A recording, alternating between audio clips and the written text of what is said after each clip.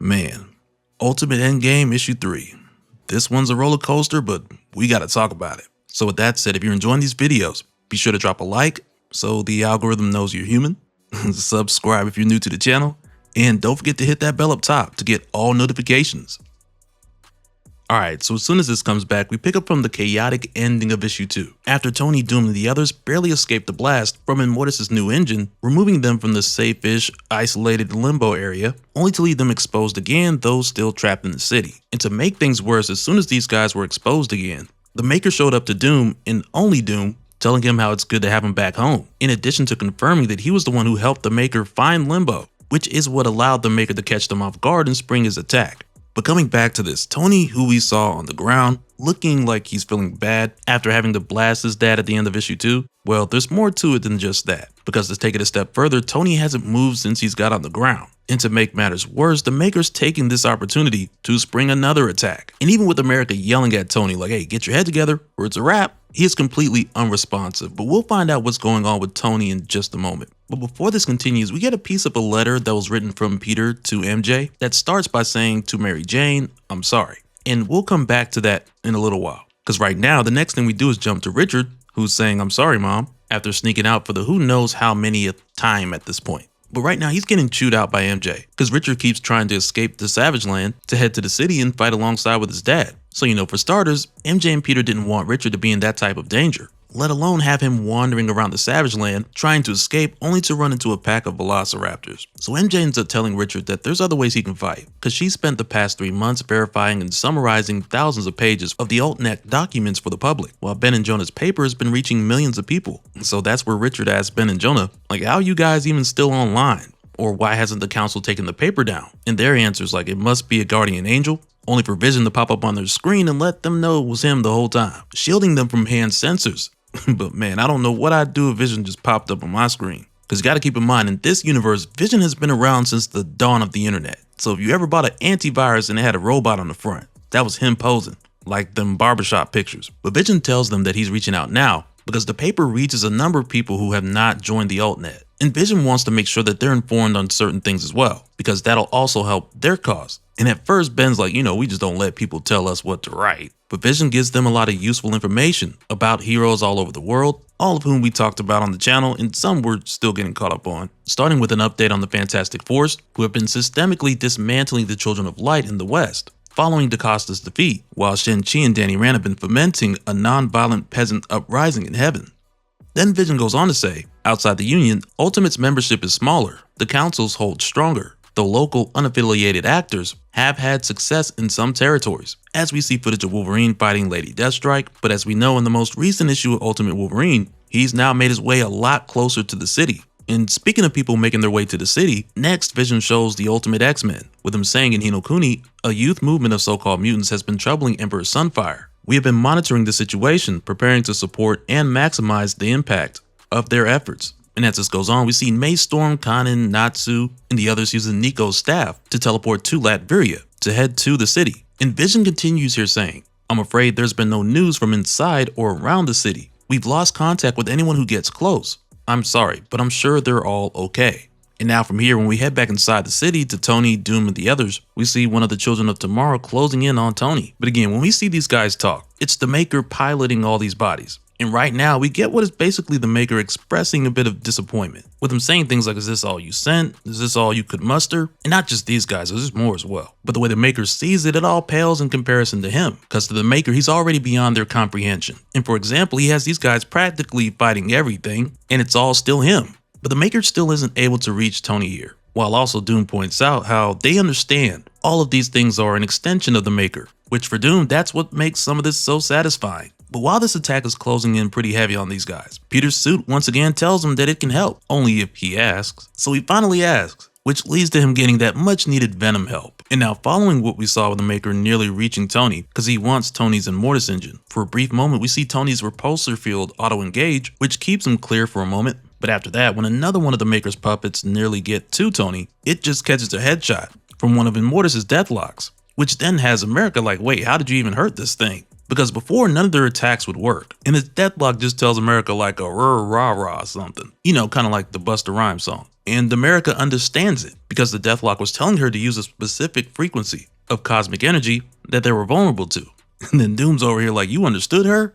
How? And America's like, I don't know, I just listened. And I imagine that in itself has to do with her cosmic awareness, which she might not even know that she has, due to her missing memories. But then this deathlock points behind her and it starts doing the ruh thing again, and that's where they see the Makers got backup inbound. So to combat this, Doom asks America for the composition of that cosmic energy. But now she tells him that it doesn't matter, because the Maker adapts instantly, and he can't be defeated the same way twice. So now this is where Peter's like, alright, come on, Tony. And he goes to give Tony a bit of a pep talk by telling him, what happened to his dad, it wasn't his fault. And how for Peter as a father, what happened was a choice that Tony's father made, which is very important with what's going on here. But Peter tells Tony like, man, I got a family too, and I haven't been a great husband or father lately. And Peter's like, he's got to get back to them so he can make it up to them. And he's just like, Tony, snap out of it. And just when it seems like all hope is lost, and Peter's like, too late, time's up. Well, time actually stops. And Peter says, is this you?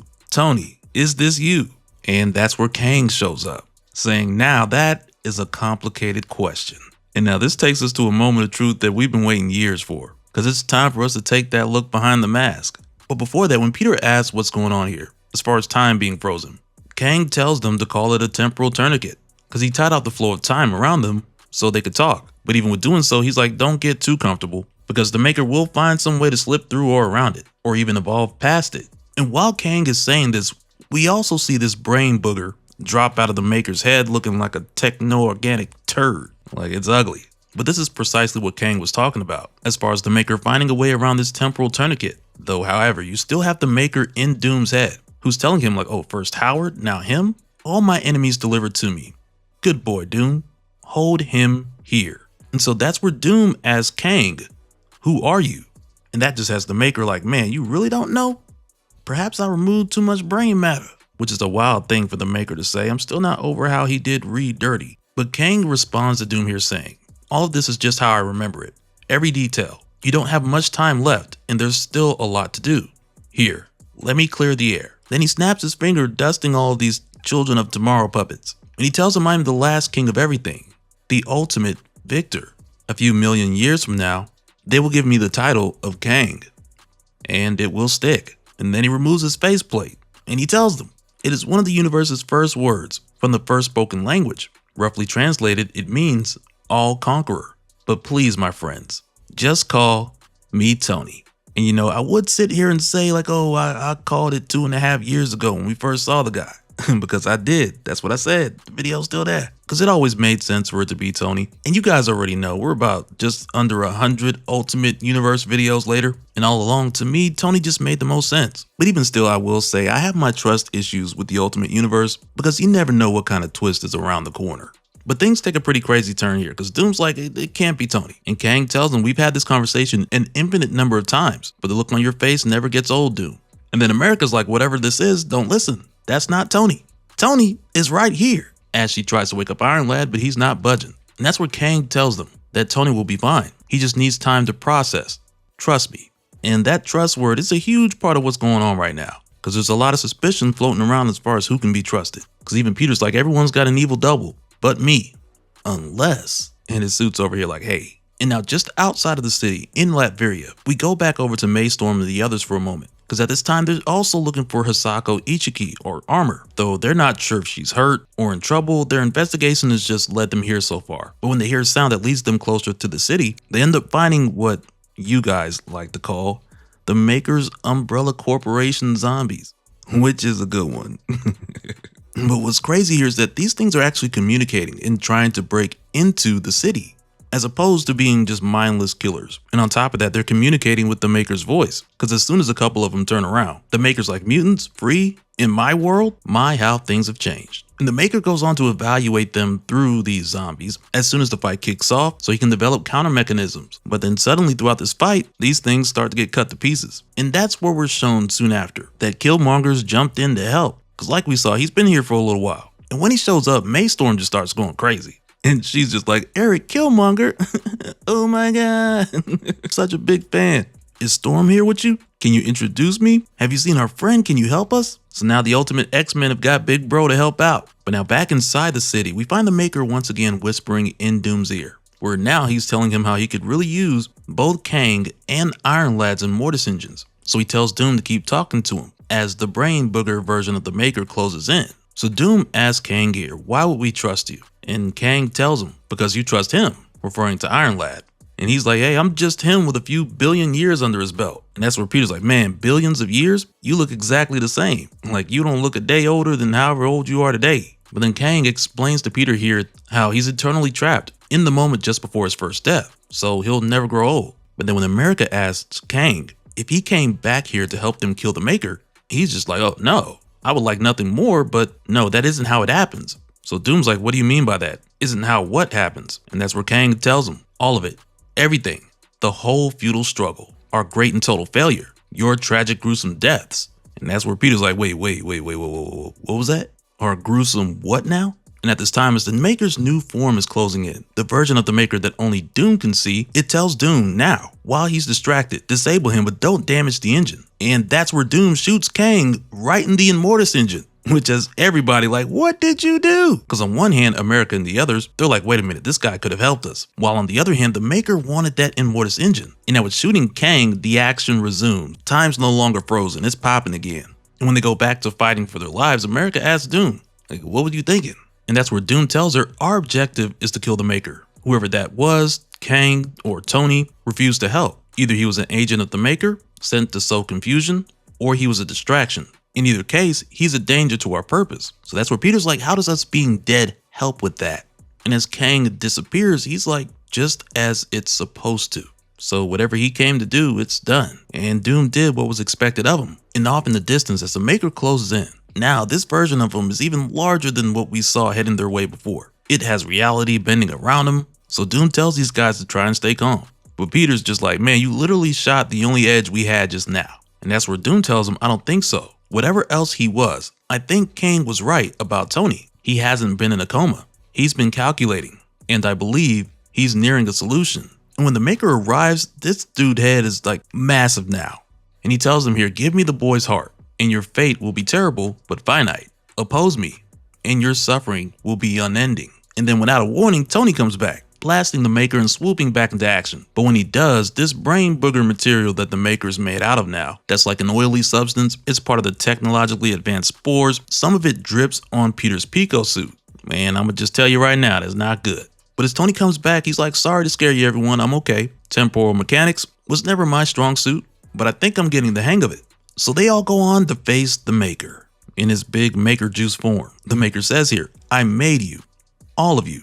All of this is my design. And right there, Peter's suit just shorts out and it comes up off of him as the Maker continues saying, Picotech, ancient technology, but brutal. Skin a trillion tiny molecular razor blades. And this is the Maker going through the suit and learning everything it knows. So he goes on like, oh, he was you. Your whole wasted life is in here. You wonder why you were #1 on the list, referring to the Maker's list of heroes to stop. When he says here, you wonder about your special destiny. You wonder what it means. Let me tell you. As the Maker turns the Pico suit into ultimate carnage. But he tells Peter here, you wonder what it means. Let me tell you. Nothing. It means nothing. There was no significance to the order.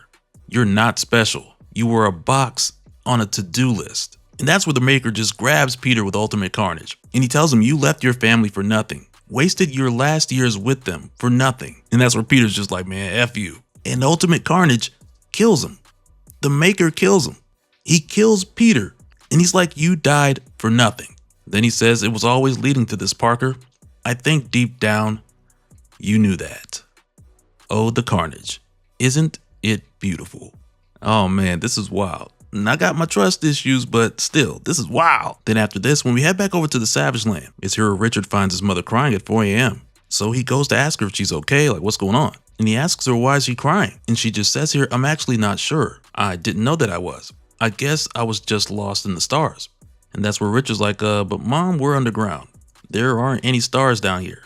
So yeah, I kind of got a feeling that MJ knows, man. Because after this, we then finished the letter that was written from Peter to MJ, with it saying to Mary Jane, I'm sorry. If you are reading this, then I am dead, which makes you a widow. which is convenient if you want to run with the whole spider-themed superhero thing. Sorry, hiding behind humor has always been my thing, as you're too well aware. What is it Richard says? The worse the situation, the worse the jokes.